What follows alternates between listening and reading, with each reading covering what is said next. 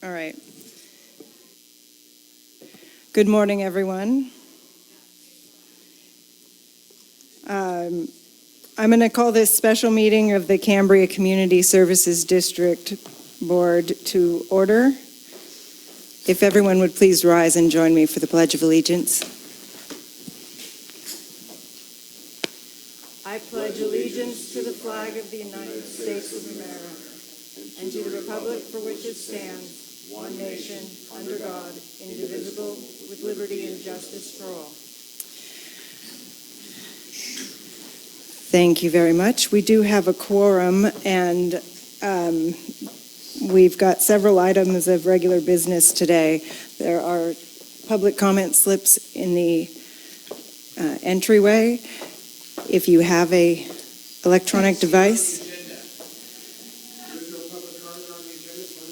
for each of the items, we'll be taking public comment. If you have an electronic device, please make sure it's turned to silent. Pretty sure mine's not yet. If you need anything, you can turn in the public comment slips to Monique at the end of the table here. And yeah, let's get started on this agenda. We're finishing up a couple of items from the meeting last week. Let's start with the discussion and consideration to appoint ad hoc committee for the rate and fee study. Do we have a report from staff? I can give you a very brief report. At your October board meeting, you approved a contract with Bartle Wells for preparation of a sewer and water rate study to consider sewer and water charges and capacity fees. There was some limited discussion at that time of forming an ad hoc committee to work with Alex Handlers, who's going to be the consultant performing the study, and that's the purpose of this item. Okay. I know I have particular interest in this because I was on the rates committee before, but because I was on the rates committee before, I'm willing, if there's other folks that would like to participate in that, we can have the discussion once we have the public comment. I'd prefer that. And we're going to start with Christine Heinrich, followed by Elizabeth Bettenhausen, please. Good morning. And am I on? The green light is on, but this light's not on. Okay, there, now it sounds like it's on. Okay, good morning and happy Thanksgiving. First, does this rate study really need to be done by a contractor for $68,000?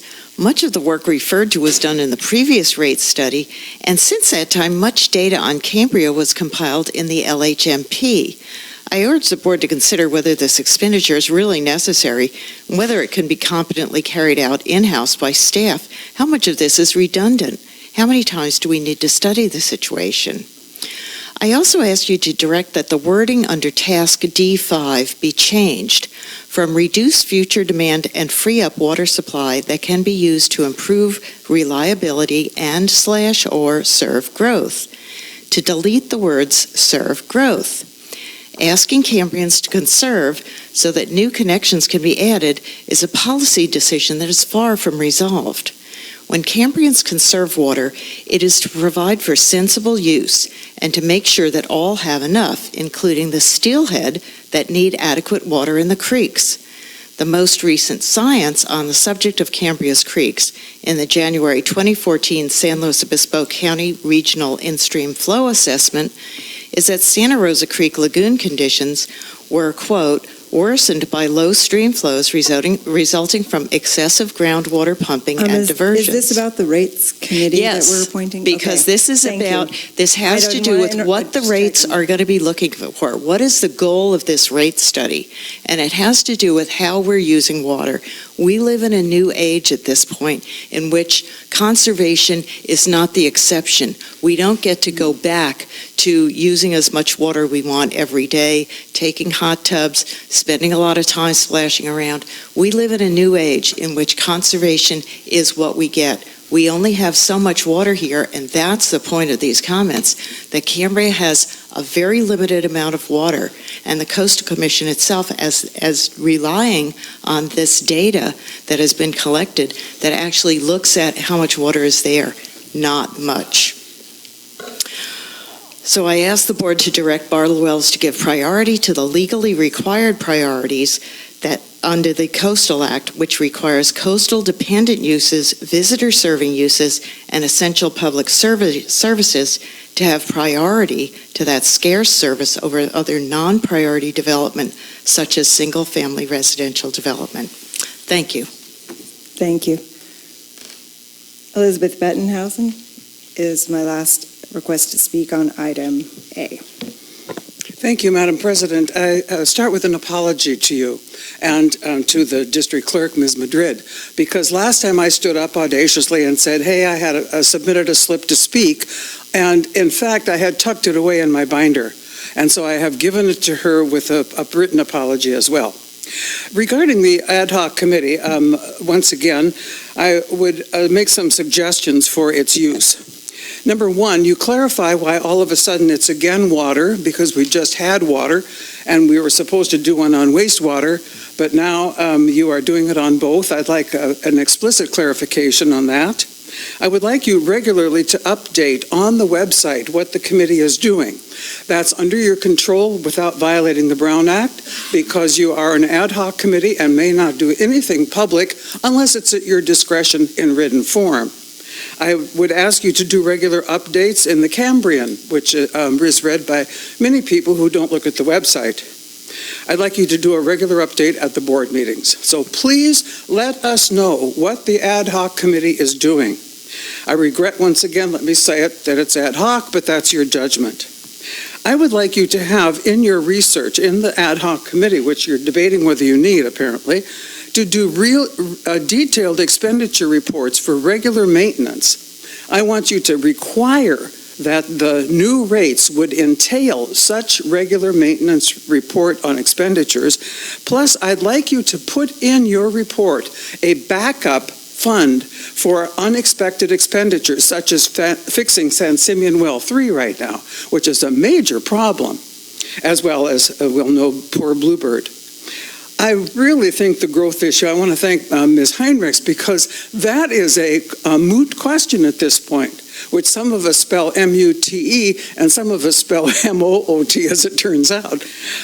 We have not decided about growth in this town. I think the humpback whales out there have made a clear statement in the past 4 days. I think the sea lions out there have made a clear statement. And the birds that are not nesting here as much anymore, the great heron and the great egret, that's a statement about how much humans can take over. And please give that serious consideration when you're debating about your rate increase. Finally, I sent you recently the scientists' major study. The 8 scientists signed then by an unusual number, 15,000 other scientists. And I would urge you to require that the Bartle Wells people, the general manager, and the ad hoc committee use that study by the scientists as the foundation for what Cambria must do in relationship then to increasing the rates as well. Thank you. Thank you for your comments. Director Berenger? Yes, I just want to stress the fact that when we approved Bartles and Wells as a contractor, I was dismayed at the price, but it is a not to exceed. And I do think that the focus should be on wastewater, not necessarily water, and if we can save money or efforts there. I noticed that the report was only 2 years old, and I went through the report, and it seems like updating the statistics with real numbers that have happened over the last 2 years should not be a major issue. So my hope is that the ad hoc committee first take a look at the last report, focus on wastewater, and hopefully get it done expeditiously. The reason we have a consultant, unfortunately, is because there's a Prop 218 process normally cannot be navigated by staff, and so that's why the guy gets consulting gigs all over the state, and it's because it's a difficult task. But I am very hopeful that it can be reduced. I did serve on the committee with Director Rice, and if President Rice were to be on the committee, I think that I could be involved in some manner, but perhaps somebody new eyes should be on it, so that would be my recommendation. I would be willing to serve, but I think that the President has the authority to, or the right and the authority to have anybody on an ad hoc committee. And by the way, an ad hoc committee doesn't mean that we couldn't carry on the ad hoc committee effort in a venue like this.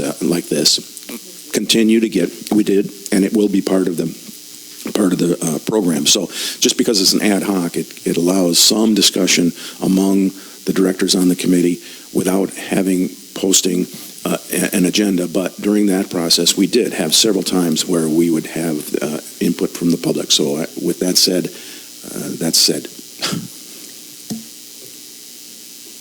Director Farmer. Yes, thank you. I think the fact that we're getting input from the community is definitely something that we should emphasize, since I seem to recall that at the last election, I should say a year ago, when an emphasis was made by people that are no longer on the board on having standing committees. And while this may not be a standing committee, having, like I say, input from the public as we move forward into 2018 with regard to all the issues that face this district, especially with regard to a rate study, is definitely something that we should not just consider, but make mandatory. Okay, so I have so far, Jim's willing to be on the rates committee. Director Wharton, did you have anything that we'd like to contribute? You kind of sort of said that. Do you have anything that you want to, before I could be some new eyes on that committee if the board so desires. Vice President Farmer? New eyes might not be a bad idea. I would say this, though, if the two of you, Director Behringer and President Rice, if you feel that your background on the committee before gives you maybe a heads up on the information required and how things should be approached, I'm fine with the two of you being on the board. I'm okay either way. If you would like to serve or Director Behringer, I'm good either way, because I think it's important to have some continuity from the prior. It's up to you. Okay, with that said, I would serve, but my focus is going to be to make it expeditious and inexpensive as possible, because Right. I do feel that there's so much work that has been done, and yes, we both know that. Mm-hmm. And if the focus is mostly on wastewater, I think we can reduce this cost by a significant amount, and that would be my objective to serve. And I think the Swartzes can attest to the fact that we did have a public meeting of our committee the last time. I think there were half as many people as are here today. So we've heard that from the other directors. We'll make sure we set something up. So we need a motion. Somebody like to make that motion? Oh, don't all step up at once. 9 in the morning is a good time. Do we need a motion? Doesn't the president? Yeah, we do. Okay. Well, I'll make a motion that the ad hoc committee for rate fee study for water and sewer rates and capacity fees be, how can we say it, that President Rice and Jim Behringer be that ad hoc committee. Thank you. I'll second. Moved and seconded by Director Wharton. Can we please have a roll call? Director Farmer? Aye. Director Wharton? Aye. Director Behringer? Aye. President Rice? Aye. Thank you very much. We can move on to item B, discussion and consideration to fill the vacancies on ad hoc committees and liaison positions created by the resignation of Greg Sanders. This was on the agenda for our regular board meeting. I have one item. Do we have an introduction? I think you just gave it. Okay. That's hard work. I've got one request to speak. Two requests to speak, I think. No, it's 5 people. Oh, we have 5 on here? Okay, sorry. Elizabeth Bettenhausen, please.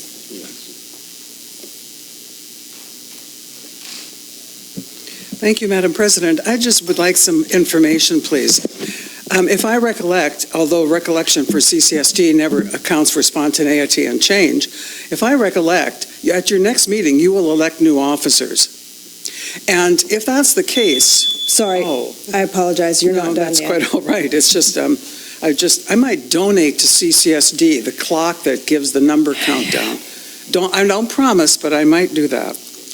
I will start again. Since you are electing officers next time, and since the community does not wash down the creek if you don't have these positions filled, I'd like to understand, why is it that you're doing this today instead of at your next meeting after you have filled the vacancy and after you have elected new officers? Thank you. Is there anybody else who would like to make any comment? All right. I tend to agree with that assessment of the situation. It is important for all of us to agree on that specific thing if we're going to table this until after we have appointed a new director. Okay, I would recommend that we table this, however, with the comment that the Finance Ad Hoc Committee traditionally is the president and vice president, so that executive committee would continue to consider any urgent issues that might be involving In the Finance Ad Hoc. But with that said, I believe we table it till next month. Vice President Farmer, Yeah, I just want to know, you've just been added to the Finance Committee. oh boy. I just want to say that I want to thank Elizabeth Bettenhausen for being much more on top of this than we are here. But thank you, Elizabeth. That's why we have people in the community that are willing to speak up and, how could I say it, elucidate us.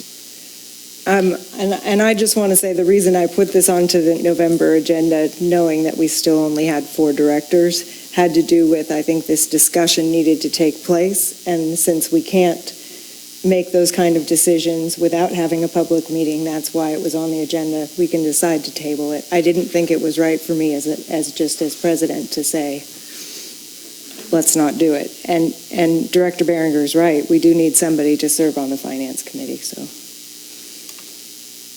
Do we need to, Mr. Carmel, do we need to take a motion, or the executive committee is the Finance Committee, it's the same committee? You don't need to take a motion. Sometimes it's good for the record just to have it, though. Okay, I would, sorry? Okay, would the motion then be that we table item 2B with the understanding that the executive committee would be on the Finance Committee? That would be that's my motion. Okay, technically, we don't have an executive committee, but you mean the president and vice president? President and vice president. Yes, that's fine. Yes, sir. Okay. So that's my motion. I would second that. Can we please have a roll call? Director Behringer, Aye. President Rice, Aye. Director Wharton, Aye. Director Farmer. Aye. Thank you very much. We're on to item 2C. Discussion and consideration of recommendations of ad hoc committee on procedure to fill the vacancy created by the resignation of Greg Sanders. Approve a procedure, schedule a special meeting to interview candidates, and make the appointment. President Rice, may I suggest that we do have 3 items, 3 people wanting to speak, but I think perhaps it would be more useful for those speakers to understand where the For us to have some discussion first. where the process has taken place so far since our last meeting. So I would hope to hear something from the ad hoc committee. Yeah, I think that without having some discussion first, it's hard for the public to know what to comment on. So, Director Wharton, would you like to begin? Sure. Did the committee meet between last week and today? No, we didn't. I don't think we felt that we were tasked to go back to meet again. That being said, I went back with the group of people that I've been working with from the community, and we've fine-tuned our process, put in a little bit more detail, put in a little bit more rules to operate within. And if you don't mind, I have some handouts for the board. If that's okay, so you can follow along. Do we have one for the clerk or any for the public? I can give up my copy after I'm done with it. Want to hand that down? Oh, wait, here's page 4. No, it's a packet. You'll take all the pages.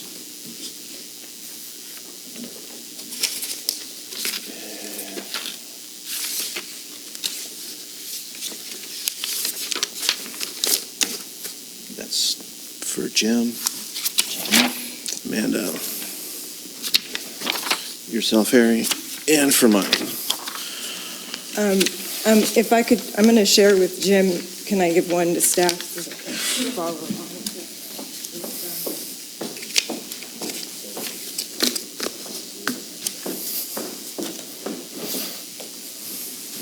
All right, thank you, Aaron, go ahead. So we have 4 sheets, so I'm going to just go through this as quickly and succinctly as we can.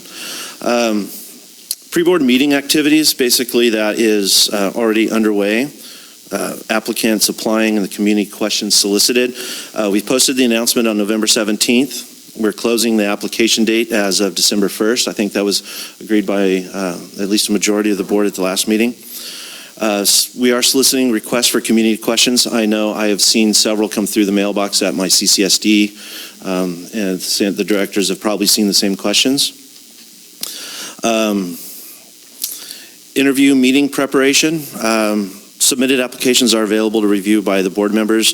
Submitted applications are not to be reviewed by directors until the deadline has been reached. That way we know the entirety of the pool before we start forming any sort of thought process to limit the bias, I guess. President Rice, I would suggest that you solicit potential questions from the community members to be asked. And with that being said, then Directors Behringer and President Rice distill those questions down to 3 questions that each of the candidates will be selected. And at the actual board meeting, we will follow how we normally do our board meetings. We're not going to get too far away from how we act as a board. So the meeting will be called to order. Opening comments. President Rice, you're going to define the meeting expectations and selection process. You call the list of applicants. Order of applicants is to be established randomly by district clerk and recorded and provided to Director Rice for announcement. So that way, it's just a random order draw of who gets to speak first throughout the entire process, who gets to speak last. The applicants will be sequestered, most likely in the annex right behind here. Community members are invited to submit slips to speak during the public comment period, and during this period, the directors will also define our vision, what our wants and needs in a director are. We will have the applicants sequestered so they can't tailor their speech or their comments towards a specific director if they know they need to get on the good side of a director. The applicant's speeches will be called up in the random order that they were based upon. They will present him or herself to the board and offered the opportunity to speak up to 3 to 5 minutes. That's going to be based on your call, Madam President, to determine how fast the meeting is going and how much time we have left. We want to try and make this as a succinct process as possible, yet give the amount of time, the maximum amount of time to the largest amount of candidates. The applicant is then resequestered after their speech. Community members may continue to submit submission slips to speak during the public comment period. Applicants are to remain sequestered during the public comments. Community members who have submitted a slip are invited to speak on behalf of an applicant, and that's in order. They will be called in order of how they were submitted to District Clerk Monique. Speakers are to direct comments to President Rice. Up to this, we could offer up to 3 minutes per person, but if we have 30 or 40 comments, which maybe is an exaggeration, but let's plan for the worst case scenario, then we may not want to give more than 3 minutes because that might take up 1 to 2 hours of the meeting time when we could be drilling down into the candidates and questioning and investigating their views. If we have fewer than 8 applicants, we'll skip this next down select option. But if we have more, then the applicants will remain sequestered. Based upon the written application, the applicant speeches, public comments, the board names up to 8 applicants for further discussion. Random list will be determined by District Clerk Monique. I'm giving you a lot of work for this coming up, Monique. We will have directors chosen 1 through 4. They get to choose 1 director or 1 applicant to move forward, and then directors 4 through 1 until we have a down selected of 8 applicants. All applicants are moved back into the room. We thank the ones that were not chosen from further discussion to move forward. We thank them for their willingness to serve, and we congratulate those that we have moved forward. Then we re-sequester the applicants, and community questions are then posed to the applicants. And these are the questions that maybe you and Director Behringer have distilled down.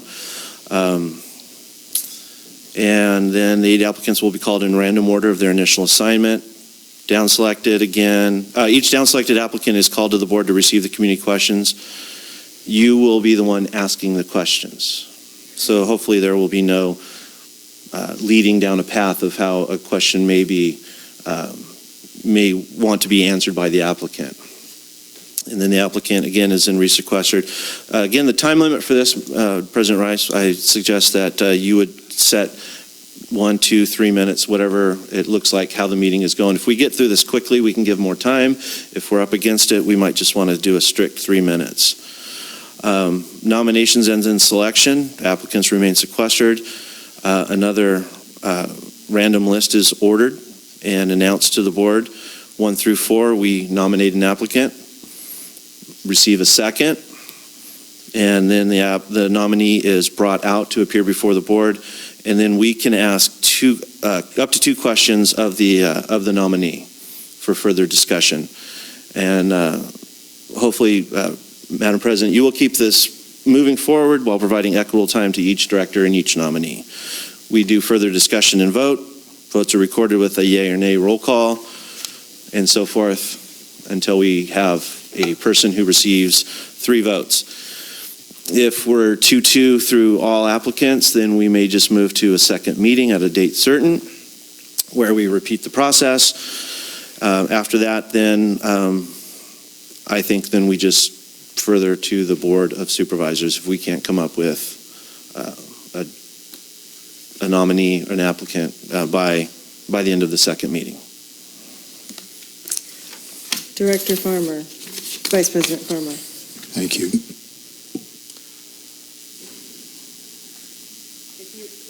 If you would present yours, and then we can discuss both, and then, right, if you would, and further discussion by, yeah. So if you would, so that we can hear what your suggestion is. First, let me say this. No matter which process is chosen, I think what's most important is that we avoid what has happened in the past. And I just don't mean the recent appointment of Director Wharton, but all of them that go back in memory, whether it was Director Sanders or Director Robinette or even before that. There's always been a lack of discussion, a lack of considering a varied number of candidates, a lack of public participation. And I feel no matter which process we choose, that should be the emphasis, that we as directors become more involved in the process of asking questions, having discussion among ourselves as to the type of candidate that this district, the board, that the community needs at this point in time as we move forward with all the very important decisions that need to be made in the future, all of the problems, especially the financial ones that are on the horizon. I still feel that the ranked choice voting that I contributed last time with regards to the discussion is still the ideal way to go. But I'm not necessarily going to stand here and, pound my fist on the table and say that mine should be considered as something different, because the fact that it is different and that we initially be considering 5 applicants, which would give us more of an opportunity to select the people that we feel would most best serve on the board. I'm not as concerned about that, although I feel it is a better process. I understand from the meeting last time that that's not necessarily the direction the board wants to go in. So as I said, the comments that I just made about how we should embrace this process, so it's more, I hesitate to use the word transparent, so it's more transparent to the community as to how we're choosing a director. So people feel that there's more dialogue. We as directors are more honest in what it is that we would want from someone to serve on this board. Moving forward, as I said, having more public participation in the process, as we discussed last time. To me, these are the things that are most important. And I feel if we follow all of that, that we will therefore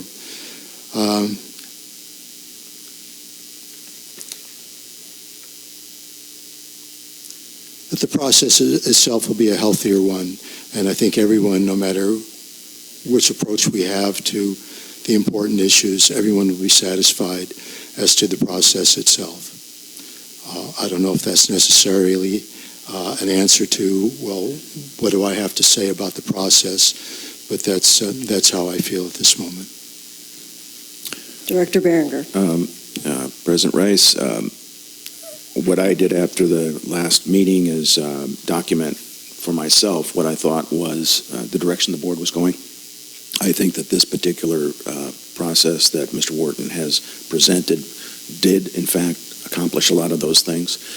Some of the problems we had is that we didn't have a chance to see every single, or have an opportunity to question every single one of the applicants. So this will go through. There won't be a vote before public comment. Public has a chance to comment on all of the candidates, so that we don't down select before the public has a chance to talk to people. And I did share this with a member of the community that was here, and they also thought that those notes that I made were pretty accurate as to what the board was looking for. And not only does this embody that, I have a kind of a major change to what I see here, and that is on page 2, where you have the applicant presents himself to the board and is offered an opportunity to speak, should happen right after the applicants are sequestered, so that the community members are invited to submit slips. They have heard each candidate's 3 to 5 minute pitch, so that when the community's members do have an opportunity to comment, they can comment based upon that knowledge. And I think that would be an improvement to the process. And then the community members, again, I don't see that after the applicant is sequestered, we could keep it to 1, or after we down select, we have a community members have an opportunity to speak again, rather than having because once it's down selected, the community's out of it. And I think that there should be that should move down to the random list of directors is. But in general, I think that this is an excellent start, or an excellent process, and I especially like some of the suggestions that Director Wharton talked about as far as everything being fair, where one person is asking the same question, makes some great sense. And so, but even if we limit this to 3 questions from the public and 2 questions from each director, I'm sure we can ask more and so on and so forth. We're still talking about 15 minutes per person. times 8, we're talking 2 hours for sure.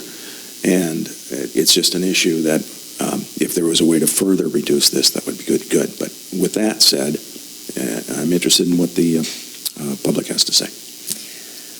I am too, but before we get to that, the first thing I want to say is that I'm disappointed in the work of the committee because it's not committee work. It's 2 individuals that presented 2 separate things. There wasn't a lot of work compromising, which is part of the reason why we're having the long discussion that we had last time and why we're having this discussion again. I don't think it's a this or that choice. I think this is about trying to manage, depending on how many applicants we have, trying to manage the time effectively to include the public comment in a way that makes sense. And a lot of what we've needed to do is part of the learning process from what happened the last time. And there's if you look on page 2 of Director Wharton's table, it's the 3rd bullet down says directors define criteria for successful CCSD director. And I've been sitting here through the discussion of the 3 of you thinking to myself, man, I remember when I was in college, I was so ready to be a teacher. And then I had to go to grad school to get my teaching degree. And I got my teaching degree. I was just so anxious to be a teacher. I was tired of hearing all the theory of talking about teaching. I wanted to actually do it. So let's have that discussion right now. What are the qualities we want in a director? That's the conversation we need to be having, not the day of the interviews. We need to be having that discussion before we even know who's applying. What are the qualities? I can tell you what I want. I want somebody that knows how to work with a team, who knows the importance of working together and not necessarily compromising, but coming to a consensus of what's going to be happening, because this is not an individual process here. We are a team, and none of us as individuals has any specific authority without at least 2 other board members agreeing to that. So I think it's very important for us to have somebody that when we ask them a question that shows that they are able to overcome personality difference or resolve conflict. I think it's also really critical, top priority for me, somebody that has financial acumen. Can they look at a budget and know what they're seeing? Can they look at a budget and try and come up with some ways to find the money that we need, whether it's supporting additional rates or if it's somebody that has any experience when it comes to being on a board or property taxes? There's a lot of issues facing this district, and I think that the appointment process allows the board to do something that isn't done during elections, which is to actually evaluate the knowledge, experience, and skills for the public to hear that a candidate has. It should be an interview process similar to when you're hiring somebody, because that's essentially what we're doing. And we're doing it on behalf of all of our constituents. So I take it very seriously. It may only be until next November, but it's a very important process. And this still leaves very vague the issue of how we down select, and it's very confusing. There's a process that, thanks to Ms. Heinrichs, who contacted Menlo Park Fire Department, who went through this process with lots and lots of applicants, and they had a process that actually worked fairly well. And I'm not going to take the time this moment to explain it, but it would end up being a fair process, and in a way, it's kind of a combination of both Vice President Farmer's and Director Wharton's suggestions. So it would encompass some of the issues that are addressed by Vice President Farmer's suggestions and by Director Wharton's suggestions. The other thing that I want to say is I think that when an applicant turns in their So I have two things that I want to get done today. I want to have a discussion about what qualities we think are the top priorities for a director. And the second thing I want to do is I think we need to come up with some questions, because I think when somebody turns in their application, we should hand them a set of questions so that they can think about it and be prepared for the meeting where they're going to be interviewed. It also would give us additional information that they can think about. I mean, we need somebody who can think on their feet, but we also want them to be able to think things through if they had a specific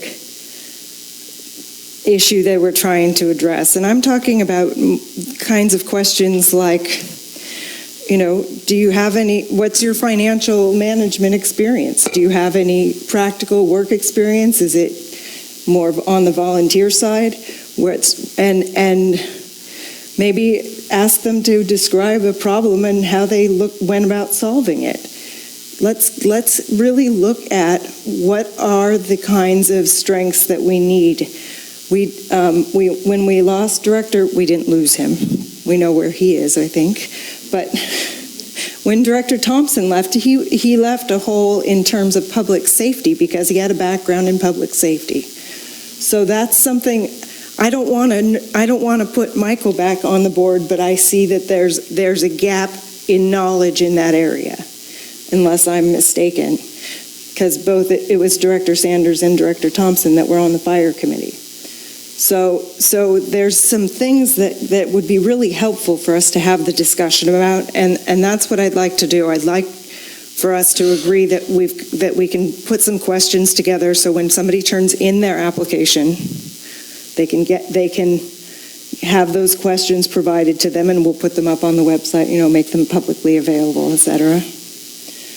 And I'm interested to know what the other directors are looking for in terms of strengths for the board. So that's kind of where I am. Do you want to speak? And we'll have public comment in just a moment. Right, and that was my suggestion. Yes, I think that it would be helpful for each of us to discuss what might be in their own mind, what they're looking for in a director.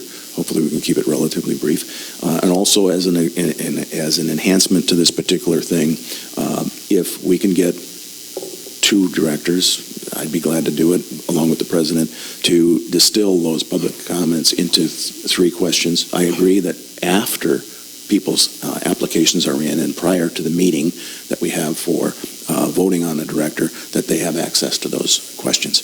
So with that said, I'm interested in public comment. All right. We'll start with Elizabeth Bettenhausen, followed by Christine Heinrich. Welcome. Thank you very much, Madam President. I want to thank you for bringing up the issue of qualities that you expect in a director, and I hope that the board has a intense but not too long discussion about that.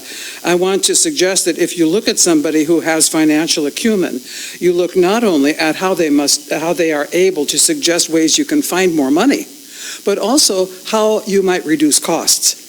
Because there are expenditures that we have fallen into an inertia pattern with, and we don't seem to be able to get out of that major rut. That's two metaphors, and I haven't a clue where they came from.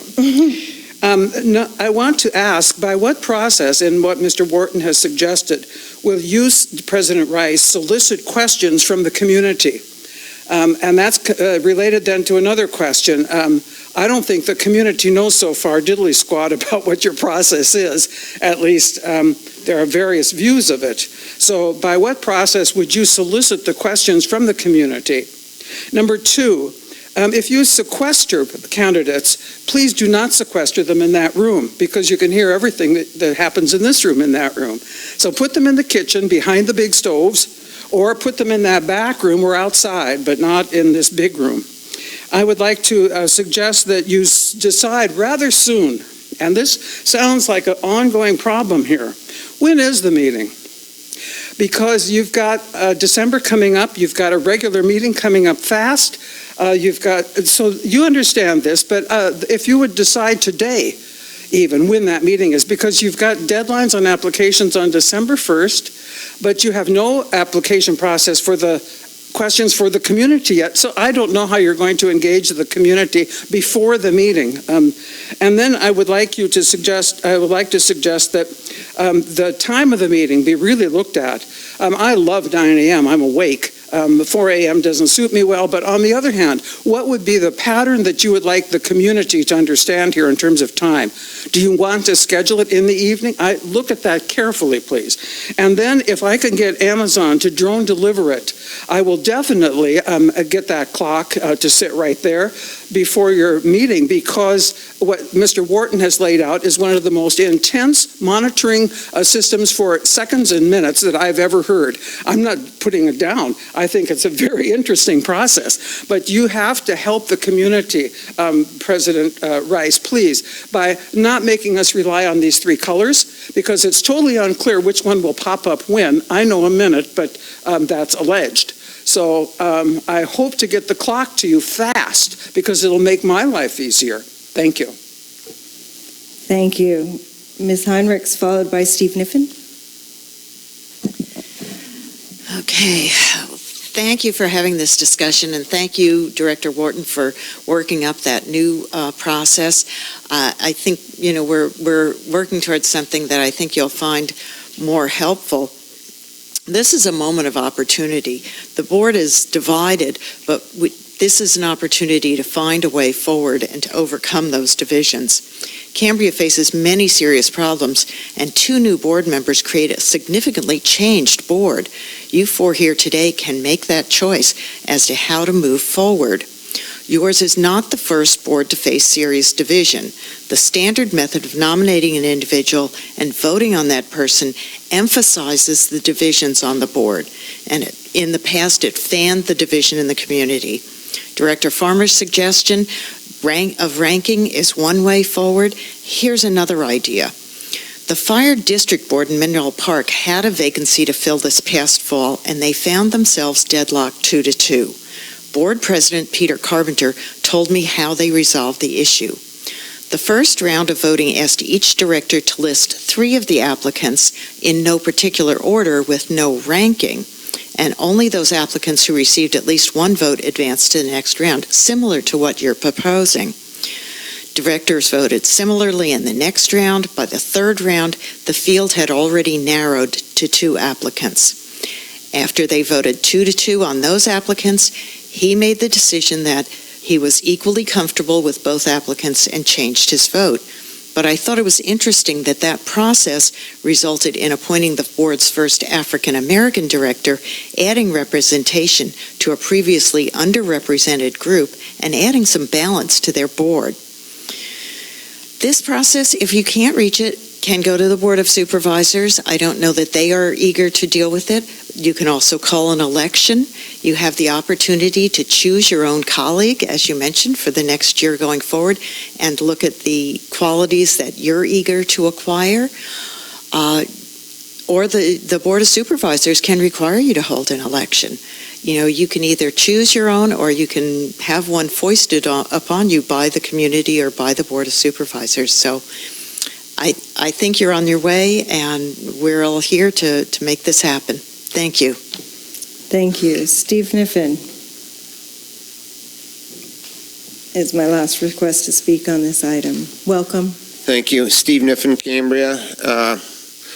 Excuse me if this is a stream of consciousness, but I find this to be an abdication of your responsibility. The process is pretty clear. The 4 of you are supposed to choose a board member. And when people can't do stuff, they turn to government because they think government's going to help them. So they make a 5-page process to do what it is that you guys are supposed to be doing. And then we ask I'm sure the lawyer to look at it, charges money to looking at a process because we can't make a decision. Ben Franklin, a long time ago, came up with a personal philosophy for people in government with 2 words. Not 5 pages, 2 words. It's called humility and compromise. You need to be able to look at yourself and laugh and realize you're not that important. And number 2, you got to compromise. You have to compromise. You cannot say, I'm not going to compromise. I'm going into government and I'm not going to compromise. You have to. You have to make a decision.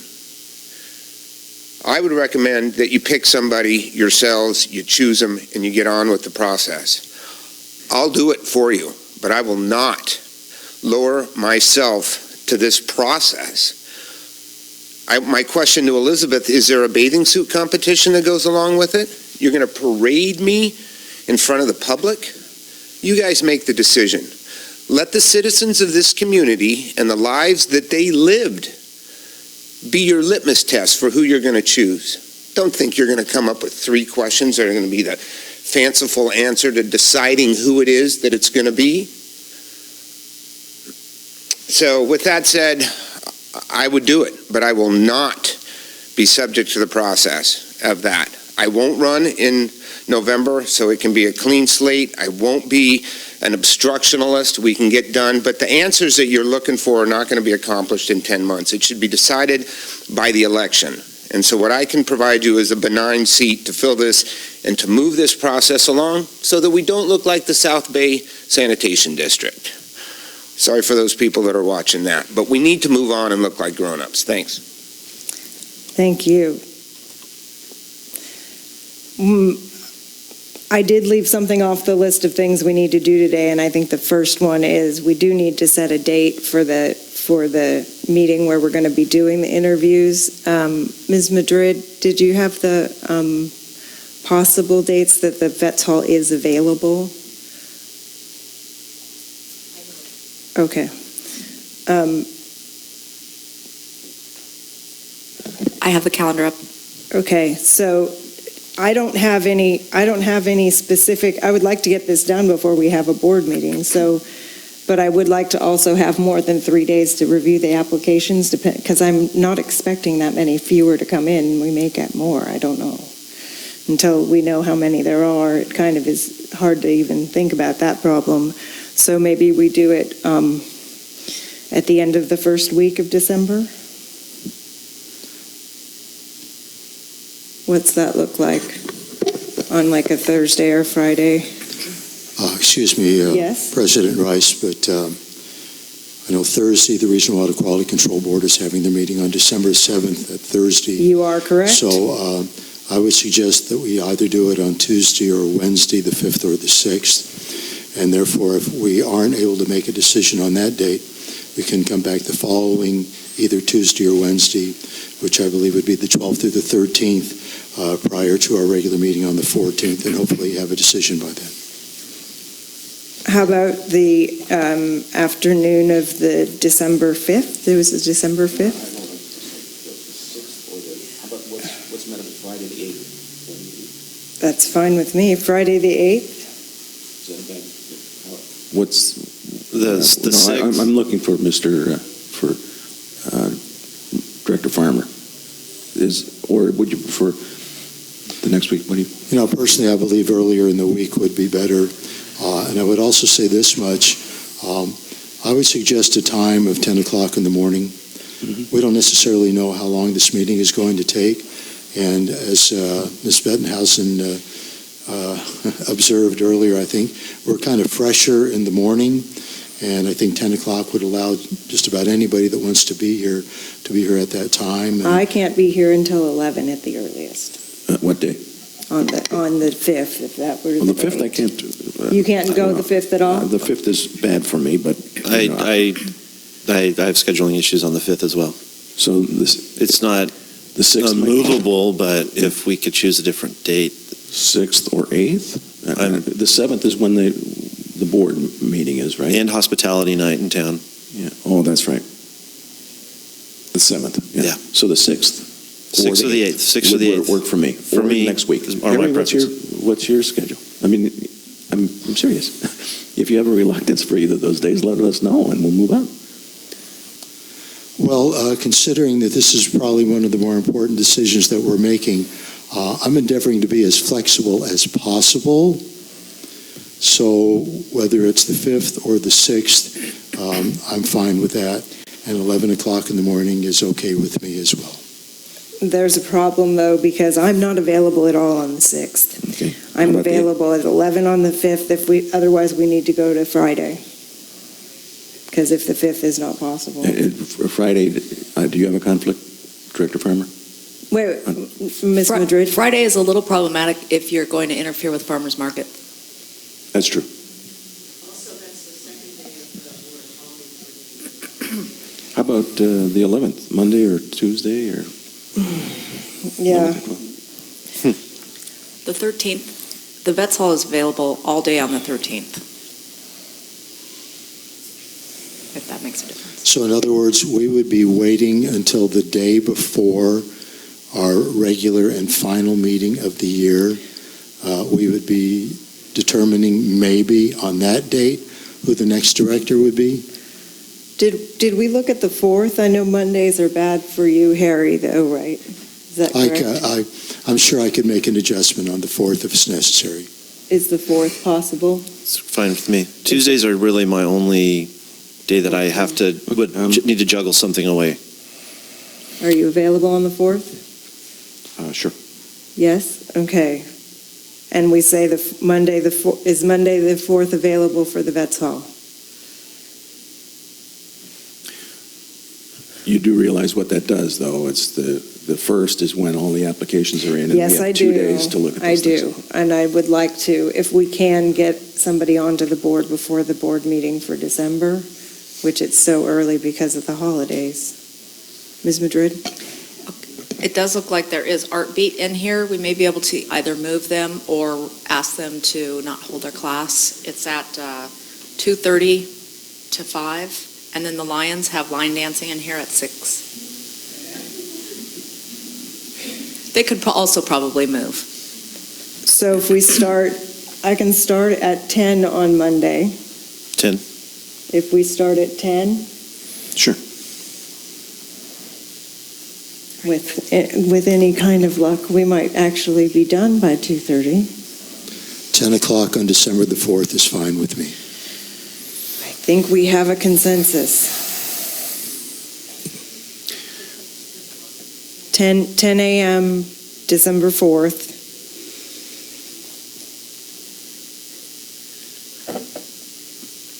So that's number one. I don't want to take a lot of extra time right now, which is kind of why we needed to have the committee look at these, but I don't think that the problem was very well defined to begin with when the committee went to do the work. So the managing the number of applicants is going to be a little bit of a headache, but I kind of agree that this is a little complicated for me to administer this very long. And I also tend to think that picking one or the other isn't necessarily the way to go, because I think there were some good suggestions by both. What I think is really important is for us to have the discussion about what's the important qualities we're going to be looking for in a board member for the empty chair. Director Wharton? Well, I'm just, when you said that, picking one or the other, I'm not advocating for one or the other, but I do feel there needs to be a process in place. That was what was wrong with the last time. So we need to come together with and do this. With it being my first committee working with Vice President Farmer, we came up with a couple suggestions that we brought forth. I do feel we were successful in that, so I don't like the characterization that we were unsuccessful or what. If maybe next time we're on a committee, there would be just a little bit more direction of what the outcome of that committee would have been.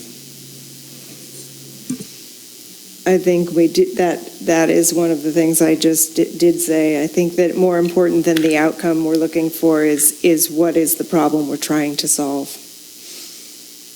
Vice President Farmer? I think that if you're so strong on that, why don't you lead out with your description, and then we'll poll each person and have a brief discussion on that.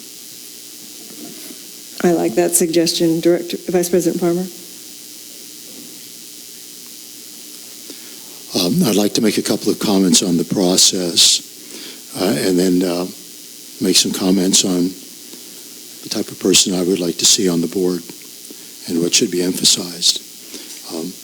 I feel limiting the number of questions that are asked of the candidates to 3 after we've gotten all this input from the community. And by the way, you were talking earlier about how do we make the community more aware of the fact that we're soliciting questions from them prior to the meeting. Perhaps that could be made public in the Cambrian and on the district website. I imagine there's probably other ways of doing it. They're just not popping into my brain right now. But making people aware in the Cambrian, I think, would be important. And us just once again mentioning right here at this meeting that we're encouraging members of the public to either drop off questions at the district office or to email them to the district office. Or they can email, I guess they could even email them to us. Mm-hmm. I mean, they've emailed them to the office and they just get forwarded to us. Mm-hmm. I'd be fine with that. I feel that limiting the number of questions that are asked of the applicants to just 3 from all of the questions that we get from the community, like I say, I think that is kind of limiting. There should be more questions to allow for more understanding as to where the applicants are coming from. I feel that us just asking 2 questions is also a bit limiting. This is a very important process. This is just a very important issue that we are facing with regard to a new director. And with regard to the new director, financial acumen is definitely something that is needed. I just want to make this comment, and this isn't about me, but then again it is. I don't think anybody anticipated that someone like myself coming on the board was going to be taking the initiative and a common sense approach to money and finances and how the monies are being spent at the district. Yet I feel that in the past months since I've been on the board, I've probably made more of an effort to make the community aware of how the monies are being spent. And I've even had people come up to me that told me, people in the community, that have come up to me and said that, I didn't vote for you. I didn't think you'd really be able to do the job. But myself and other people that I know really appreciate the fact that you've made us more aware of the financial challenges that exist, how the monies are and aren't being spent. So I don't necessarily know if having a strong background in that area is the major qualification, although I would certainly put that as one of the important attributes that I would consider in a director. But in thinking about it, and thinking about what I've observed in the 30 years that I've lived here as to how the board continues to do its business or not do its business, as the case may be, I would like to see someone on the board who is open-minded. I've seen that be lacking in a number of directors. People that are cordial and respectful of one another. I haven't always seen that. People that are willing to work together and compromise, as Mr. Niffen indicated. I would really love to see that. And eliminate a narrow focus on the issues. That's always perturbed me. There needs to be more openness, more balance, a greater willingness to really dig into the challenges that face this district as we move forward. And if we can have a board member that comes in with, like I say, with those qualities, and therefore our participation, the members of the board right now, is more along those lines. To me, that's those things that I just mentioned are the most important things I would be looking for in the next director. Thank you. So let me just repeat back to make sure that I got you said financial acumen, or at least in mind to looking at it with common sense. Yes? Yes, common sense. Thank you so much. Open-minded? I believe I said that, yes. And did you have another? I think I might have missed. Was there a third? Yeah, I said cordial and respectful, and willing to work with the other members of the board. And like I said, eliminating the narrowness of focus. So collaborative. Collaborative, yeah. People working together. I remember when I attended one of those meetings that we have to go to, as Director Wharton is now so familiar with. And I remember going to the one down in the San Ynez, and the first thing that the presenter did to encourage us, he says, well, people on the board, you're a team, you're supposed to be working together. And I said, wow, what a concept. I'd really love to see that happen, as opposed to, like I said, the narrowness of focus that I've observed over the years, and the lack of. Okay. Yeah, I just wanted to make sure that I had I've said captured enough. what you were. I just wanted to make sure I was capturing what you were.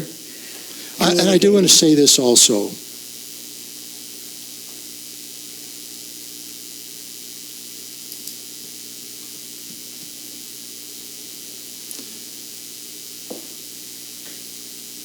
Having someone on this board, this isn't necessarily a reflection on who's been on the board in the past, and I'm probably qualifying this coming from the type of person that I am. But I would really love to see somebody on this board that loves this community dearly and truly cares about the future of this town, the needs of all of the members of the community, no matter what their economic or social strata may be. Or species. And to have reverence for Mother Nature and respect for the creatures that live here. And building a sense of community as opposed to building more houses in this town. Thank you. Thank you. Director Wharton?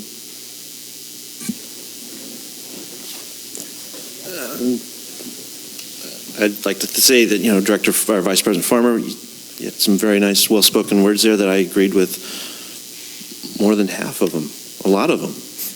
Common sense, open-minded, cordial, and respectful. I've seen some not cordial, not respectful acts in the past, and that does nothing but halt conversation. It closes people's minds, and to keep an open mind is one of the directives I think that we need as directors. Listen to any and all ideas. What I'd like to see in somebody is somebody with some institutional knowledge. We've lost a lot of institutional knowledge with Mike and Greg stepping down. An open-mindedness, and this references Ms. Bettenhausen's comment. I don't have the note here in front of me. I do think she said something about finding new money and reducing costs. I think we need to be able to look at it with fresh eyes that way, and just go back with Vice President Farmer's, future of the town and the ratepayers. How much do we put on the ratepayers' back? How farther do we spread that around? Are we looking at new growth? Are we looking at no growth? Are we looking at current payers continue paying higher and higher rates for stuff? Those are all things for good discussion. Doesn't mean I've made up my mind on any one particular thing. I think it's worth throwing on the table for discussion. I am definitely open-minded for all that stuff, so I would like to have a director that would share my open-mindedness to that, and somebody that wants to have local control over most of our processes. I don't want to kick this to the board of directors. We want to keep it up here. We don't want to be the community that can't care for itself. I want to, we have the the EWS currently. We need to have local control on that if we get the permit. So, and however we operate that's up for discussion. And like I said, that's what I'd be looking, just somebody that would look at any and every idea. So if I may ask a couple of questions. Sure. On the institutional knowledge, can you expand what you mean by that? I'm unclear what you mean by that. Like, would that mean somebody that had already been on a board, on this board? Somebody that's deeply knowledgeable of some of the items that are coming out. The financial doesn't necessarily mean it's a past board member. Somebody that has knowledge other than just what they read or hear secondhand. Somebody that's gone in, done the research, and formed their own opinions. Okay, and what was the last one that you said? Just in the future of the town and the ratepayers. I mean, how much more would they be willing to discuss? How much more burden do we put on the ratepayers? So I think there's needs to be a question formed around that if we're going to cover that, but it's kind of that's kind of a harder thing to ask about. Not saying no. I would like to hear from Director Berenger. So far, we have financial acumen, open-mindedness, collaborative. Somebody that local. That was the thing. About local, do you want to have something that sets a priority, that somebody that wants to have local, is that something that you want to try and include as a quality, that it's somebody that's very focused local? This question is Like probably retained. This local control. This is probably pertaining to the water facility up there. Do we rely on stage 3 droughts to be the only thing to operate it?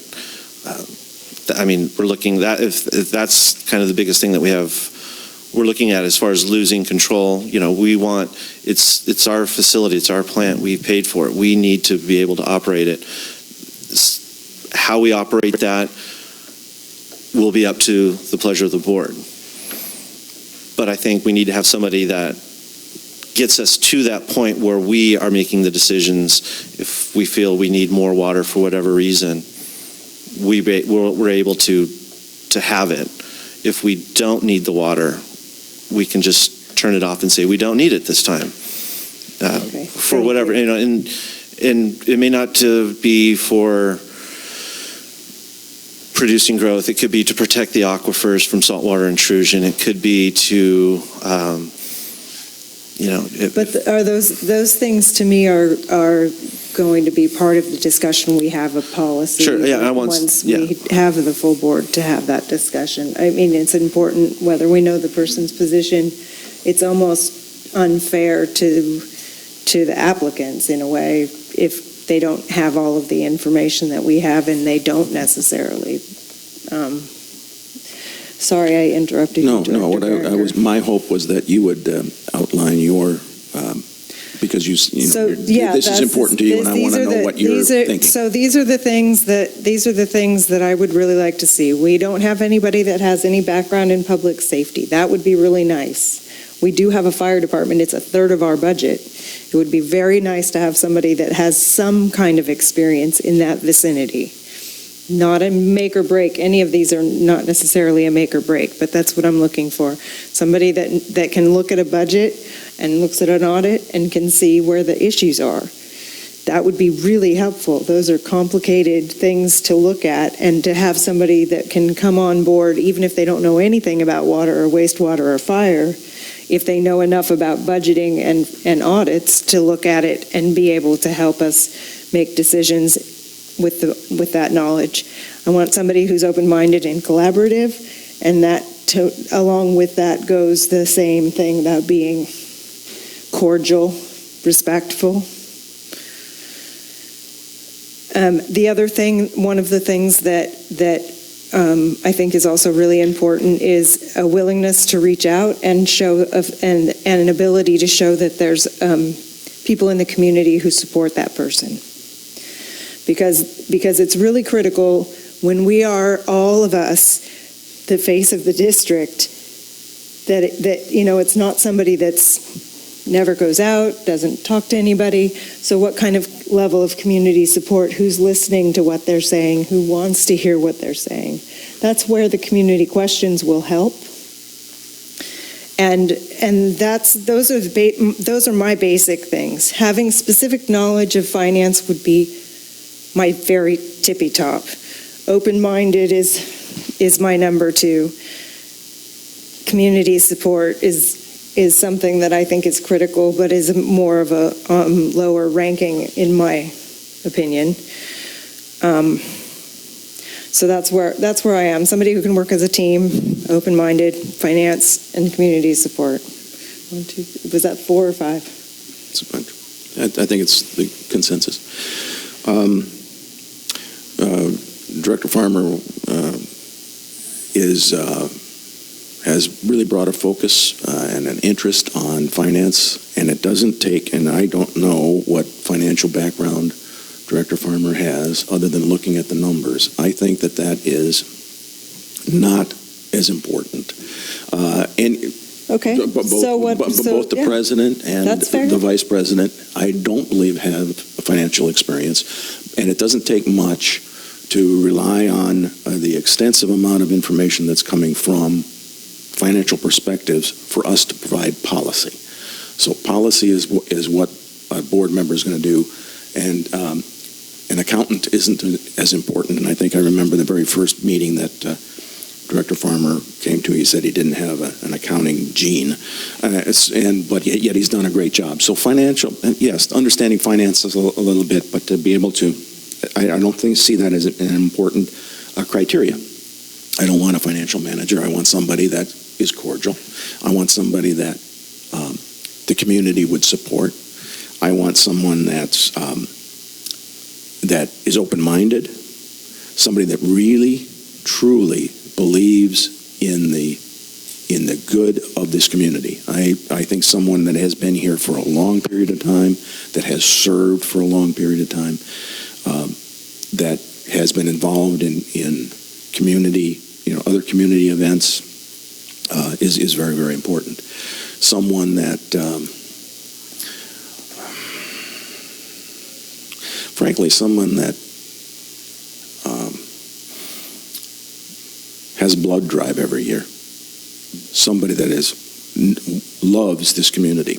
The last speaker here, it disappointed me more than anything else to think that we might lose an extremely good candidate because we have some process that we're going to go through. We could put this to bed today if another director could support Steve Niffen. He was brought up, in fact, I believe... It's not on the agenda, though. It's not on the agenda, but we could, on Friday, we could do it. That person, and there's other people too, that aren't going to sit here and just get grilled, that have been here a long time. Gail Robinette is not going to sit here and get grilled, nor Peter Chaldecott is not going to sit here and get grilled because he knows he's not going to get a vote by 2 of the members of the board. We're losing some of the best people we could possibly have, and I think that is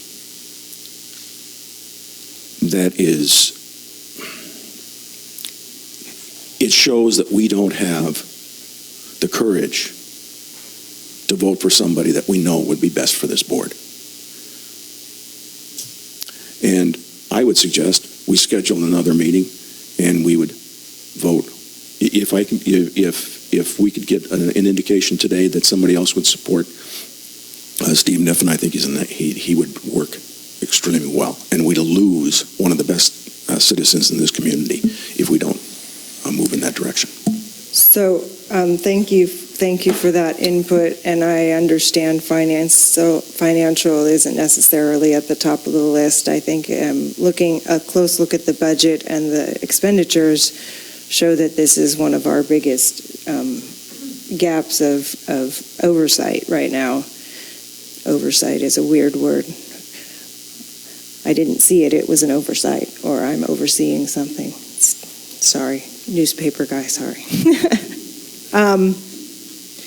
So here's how I suggest we move forward right now. I think that this discussion is the discussion I was hoping that we would have the last time we had this discussion. And I feel more comfortable in knowing what the other directors are looking for in a person on the board. And I know that we've got a date set for doing the interviews. And what I would like to make sure that we do is, can we just really quickly go through what I'm thinking is I really like the sequestering idea. I think that we couldn't necessarily require it since it's a public meeting. We can't tell somebody they're not allowed to be in here, right? If they want to be a candidate, you can tell them they're going to be sequestered. Okay. I've seen it done several times. Okay. I just wanted to make sure that we weren't violating some open meeting something or other. Okay, so I really like that idea. I think it's a very helpful idea. I think that there's the suggestion that Christine Heinrich walked through very briefly just now, and I have spoken with her more at length about the process of narrowing things down. So we come into the meeting, the applicants are sequestered. We have each of them come in one at a time. They get an introductory yada of their talk. And then they go back in the sequester. And then do we have the public comment on the person after they make their introductory? When do we want to have public comment on? If we're going to have it on each candidate as opposed to at one time? No, I think that each public comment should be on anything they want after each candidate has given their talk. So, candidate, public comment? No. Okay. All the candidates. Candidate. Right. So now the public can comment on any of them. Okay. After hearing all of them. Is that agreeable? I agree. That's fine. Okay, so we have candidate, applicant, public comment. And when we are listening to their, depending on how many there are, will make a difference between if it's 3 or 5 minutes. I'd like to give everybody a fair amount of time, but we have to be, unfortunately, we can't ask 27 questions. I would hope that each of the directors would if they want to take the initiative and reach out to the candidates, their contact information is on the application. I don't think that's allowed, right? So I would encourage directors to do that so that they can get a more in-depth understanding of anybody who's applied. I'm not saying that we're not going to ask more in-depth questions, but so applicant, public comment, then the board will have the discussion and we will do the process. It's a similar process to what they did in Menlo Park, where you said each of us chooses 3 people, and then everybody who got at least 1 stays in the running. And I don't think we narrow it down to 2 then at that point, but depending on how many we have, we may do that process once and then do more in-depth questions. And that, because the public will have already made their comments at that point, right? So if we have like 15, for example, we could do this 3-3-3 and narrow it down for the more in-depth questions and then do this, bring them from sequester, ask them the more in-depth questions.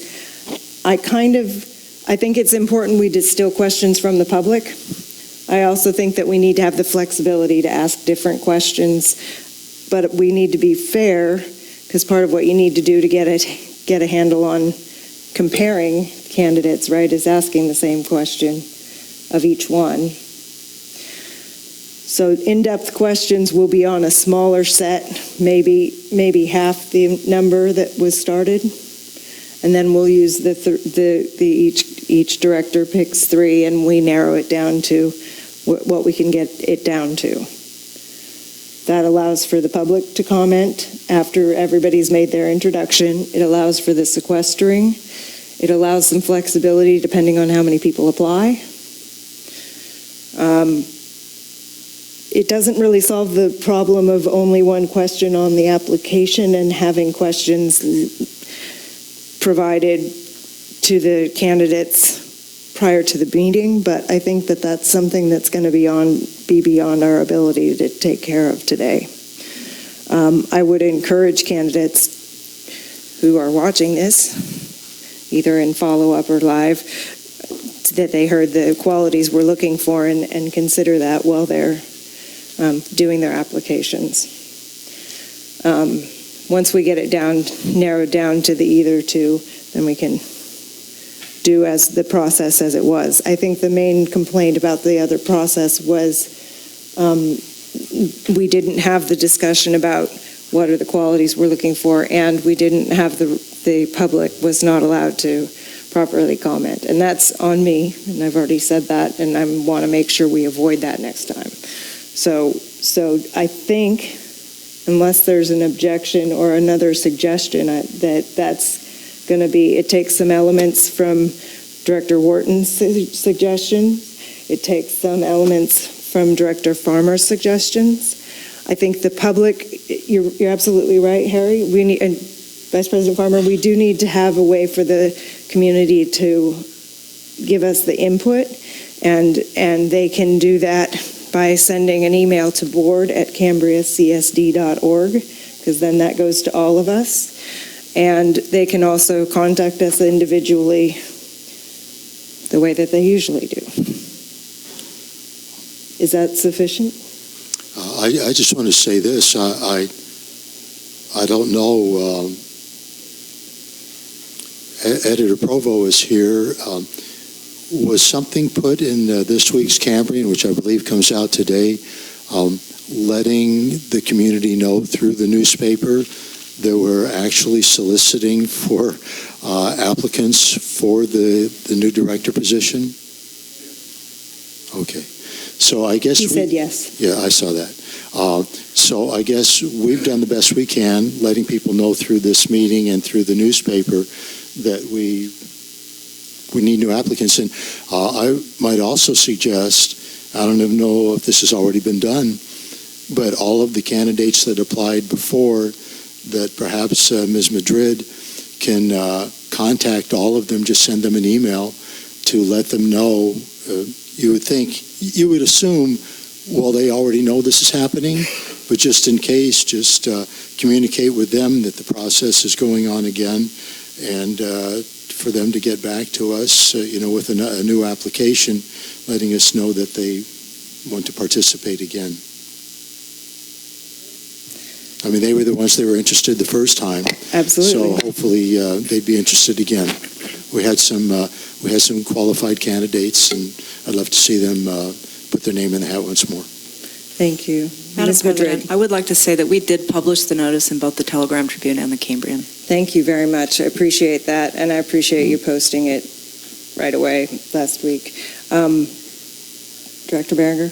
I'd like to ask District Council if coming up with a process being on the agenda, if one of the processes is to have a vote today naming a director, would that be possible? No. In voting for a director on this agenda description? No. Okay. What I'm suggesting perhaps is that since you're coming up with a process that's somewhat different than this, not that much different than Director Wharton's, that we have it, if whatever process we come up with today, it's written and distributed, and we may have a very brief meeting on the 29th to decide that and exactly how the questions from the public are to be brought in. I don't time-wise, I don't think we can address that at the moment. It's just a thought. So do you object to the process that I described? Not so far. And I'm on board. okay. So the only difference is instead of down selecting 2, we down select a some number. Right, Don't know what with it a is. very specific process that was, Okay. yeah, that's all, that's, yeah, to help us prioritize. Okay. I'd like to say to candidates, anyone who wants to apply, I hope there are applicants. I hope there are even an unmanageable number for some reason. I do hope that, because I want everybody to be involved. And I think at this point, we have to stop attracting people to the meetings because they're looking for the soap opera. And so I'm hoping that we are able to, and by we, I mean me, unless we have the meeting after December board meeting, which I may not be president. But to applicants, I want to know what your vision for Cambria is. What do you want Cambria to look like in 5 years? So what do you picture Cambria being like in 10 years? Offer some suggestions about how we get there, the ways that you think that we could approach it. I think that gives us a broad range of ability to tell what the important priorities are for each. If I can make a comment, and I'm not trying to be weird behind this, but I believe when I suggested that we have more than one question on the application, one of them was with regard to, a vision and a mission for this board and what the person would look forward to in the future with regard to the community. That was not considered, so I'm glad you brought it up, President Rice. I just wish it had been on the application so we could have gotten a clearer picture as to what an applicant would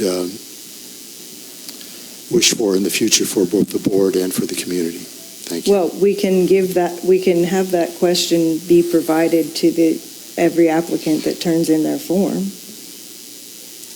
Cool. It doesn't mean we'll get an answer. No, but at least, like you say, that will be. They can think it through before. So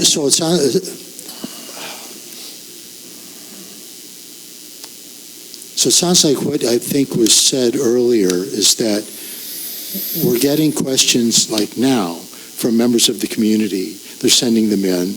We distill those down, and then we're going to give them to the candidates before they come to the meeting.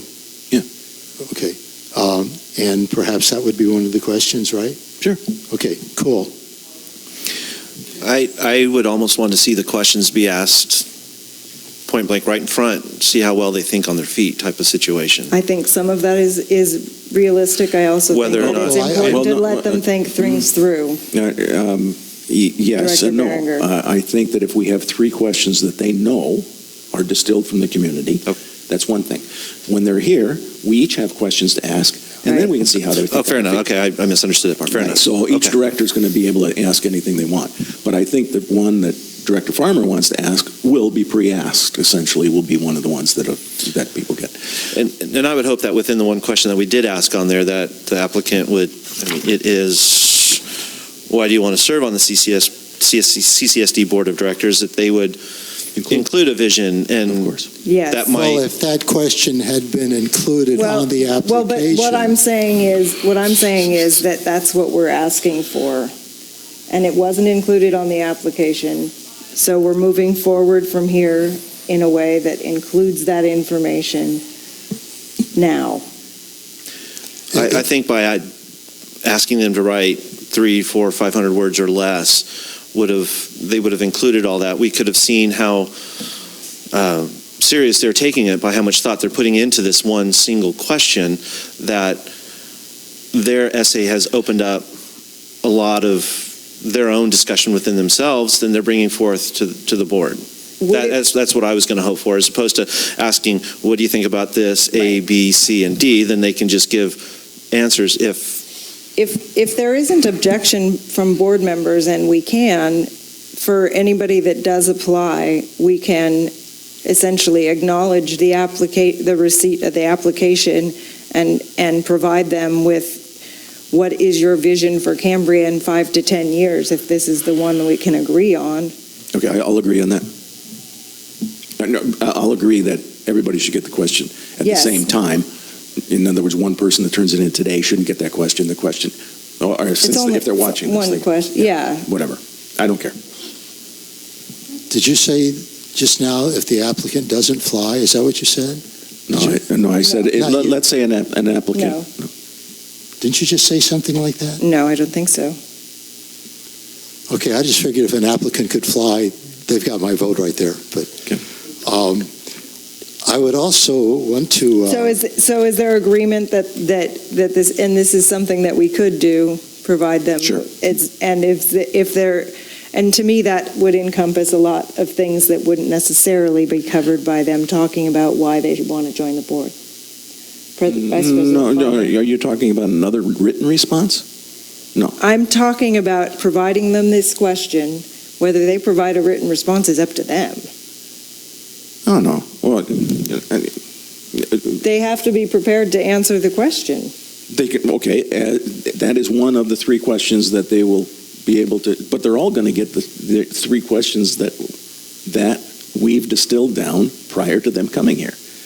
They don't, I don't see how, okay, so wait. You want a written response? I'm saying Okay. saying they need to be prepared to answer that question. Whether they write it or not That would is be up fine. to them. That would be fine. I'd like to make the comment that I feel just asking the applicants three questions from all of them that we've gotten from the community, and obviously they're all going to kind of be distilled down if there's a similar way that a question is posed by people in town. I think three questions being asked, the same three questions being asked, is kind of limiting. I'd like to see it be more questions, maybe 5 or 6.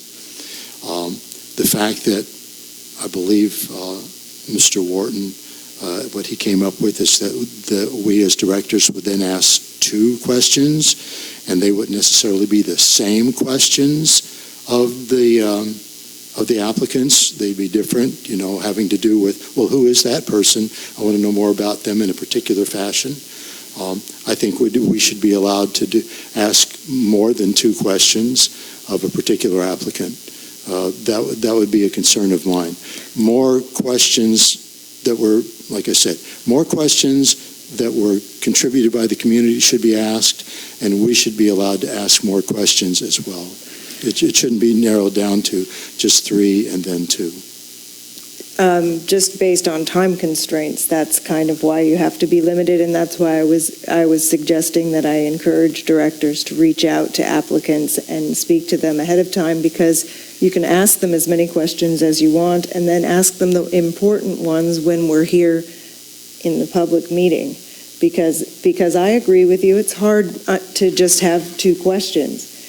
If you do the math of it, though, we would be here for 3 days probably if we each of us asked that many questions of each candidate. That's all I'm saying. It's a kind of a time management issue, and it is a conundrum. So I encourage you to reach out to applicants prior to the meeting so that you can get some of the extra questions answered, and then the ones that are most important to you, we can make sure that the public hears what those answers are.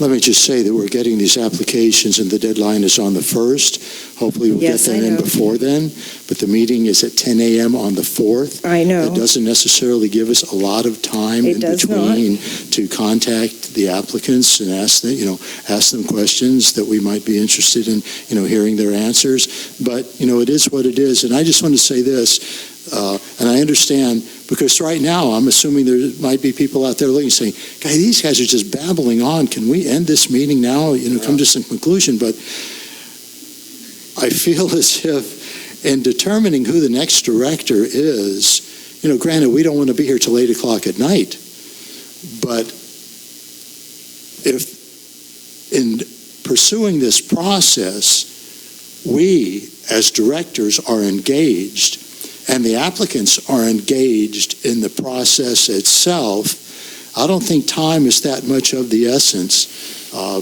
Distilling this down to where it is a viable process, and everyone is, like I said, vibrant and on board, you know how it is when you're doing something you love, man, time just flies. And when you're doing something and, oh man, it's like, this is taking forever. You get my drift. President Rice, I think that limiting it to 3 from the public that everybody knows, limiting it to 2 questions from the directors, and I think directors can ask as many questions as they want. I mean, it's a guideline. If one director just wants to continue to ask questions, I don't think we can preclude that from happening. And we all benefit from hearing Right, the answers right. when additional questions are asked. So, for sure. but and also, if in the event this lasts longer than 4 hours, we can always postpone it to another day certain. And I agree Right, with we have Director solutions Farmer for that the having time. only 2 days there to look at it is problematic. But if we follow this process, very likely, depending on how many applicants we have, very likely this may not be able to be completed in 4 hours, which might be a blessing.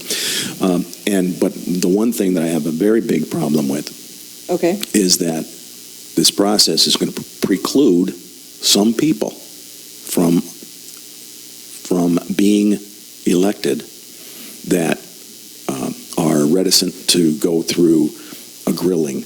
And I know several of them. And I don't think that our process should preclude that. We should have an opportunity for someone that I believe would be, one of the best people we could get from, that we shouldn't preclude that person from having a nomination. We should have something in there that would let someone like Steve Niffen, who I probably think would get a unanimous vote if we could have such a thing, from representing the community that he loves and has demonstrated his love for the community through. I clearly don't disagree since I so- nominated him the last time. Right, and so now if you would agree that we could get 3 votes, maybe we don't even have to, the No, process could be. I disagree with that. I think that there's a process in place, and as much as Steve Niffen loves this community and has served it very well, I think that somebody who's not willing to jump through the hoops, I'm sorry to say, to me, that's part of what you have to do as an elected official, is you have to jump through some hoops sometimes. Yeah, we don't have the courage. And we can't, it's not on the agenda. You don't have the courage. It's not about courage. So now you're gonna insult me? Yes. Really? That's too bad. I believe legal counsel has already told us we can't do it. We can't. We could put it on an agenda. We could have an agenda on the 1st. What's the question? I'm The sorry. question is, if we wanted to have it's not on the agenda to be able to elect a director today. Right. But is there anything that we could put on You on could the make a process? motion. There's an idea. Make a motion that there's an opportunity for a candidate that is unwilling, or is here, has the application in, but elects not to respond or be grilled, be eligible for nomination. That's a motion. Is there a second? Thank you. That dies for lack of a second. I think we are ready to adjourn to closed session. Just to clarify, Yes. there was some discussion about a short meeting on the 29th to refine or... No. No. So- No. I will buy that. We And, have- and the applications are going to come to the directors once they're all in. We're going to have them get them at the same time rather than as they trickle in, yes? Yes, is that right? I don't know if that was part of our discussion. Is there? It's on the Okay.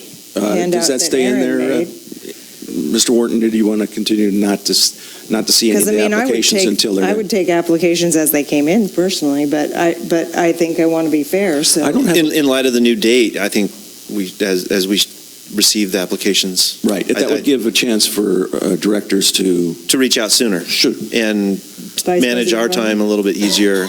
Yeah. Okay. Farmer? Is that okay with you, Vice President Farmer? Yes. So Ms. Madrid, as applications come in, I heard some Kibitzing, is there something that I've left out? Did I forget to cover something? I can repeat to you what I have recorded if you want, as the process. Sure. Okay. The applicants come to the meeting, they're sequestered, they come in one at a time and introduce themselves, they're resequestered, public comment follows all of the candidates' introduction. I'm a little hazy here. It says there's board discussion. The process is to choose, each director can choose 3 candidates, with each candidate that receives 1 moves forward. I'm not sure what 1 means. 1 from At each least director? you have to be or on, just you have to be at least mentioned by one of the directors as one of the 3. And they're not ranked or anything, they're just 3. Then you bring the narrowed pool. The questions will be provided to candidates prior to the interview. So going back to, you have the narrowed pool, and I assume you start the process again, not with reintroducing themselves, but asking them questions? Correct. Okay, and then the applications are given to the directors as we receive them. The one question that I do have Yes. is, are we doing the random ordering? Yes, please. Okay, and did you have questions that you wanted us to provide to them, or just the one question, be prepared to answer their vision for Cambria over the next 5 to 10 years? That's the one we've gotten to agree So on far, so yeah. far. So yes, give them that one. I think if we were to provide others, it would mean another meeting. Does that, or do we want to ask any questions as we reach out and contact these? I mean, is that, You can ask whatever questions you want when you Okay. contact the person. Might I suggest that when you were talking about each director having 3 or whatever, I'd like to say up to 3, because, maybe it's pretty clear that you don't need to Well, bring in some of everybody the through again. process, I mean, heaven forfend, we might have one person apply. Who knows? But also, we're automatically saying 12. If we But said there'll up be to 3, overlap. at least there could be But there one. might be overlap, so we would probably not have 12, end up with 12. It only took them 2 rounds to get down to 2 from, I don't know how many they started Right, okay. with, but. we could have up to 12 would be the maximum if we all differed. Right, if we all had 3 different, which would, wow. Yeah, that would be. That says we're not doing anything behind closed doors to decide who gets appointed, that's for Right. sure. Okay. So, okay, thank you very much for reading that back so that we are clear on where we are right now, because I'm not even awake yet. I think we're ready to adjourn to closed session. That'd be fantastic. Miss Schwartz, did you have something that you wanted to? Can you come to the microphone, please? We've already had public comment on this issue. I'll make sure I didn't look. Well, the only public comment I have, it seems like the interview process has been covered quite well, but still, if you get 2-2 again, I thought it was to be able to break the deadlock, the process. I'm not sure how we would approach doing that except as individual directors. Okay, but I thought that was part of the process, was to figure out a way to break the deadlock, I guess. Well, we don't even know if we're going to have a deadlock, and I don't know that, I think that I've thought about it. I think that I've thought about it quite a bit, and I don't think that there is a way that would remain fair and open to prevent a 2-2 deadlock if it were to come to that. I don't know how you could. Okay, that's my question, how to Yeah. break the deadlock. Thank you. Are we adjourning to closed session? Thank you for coming, everyone.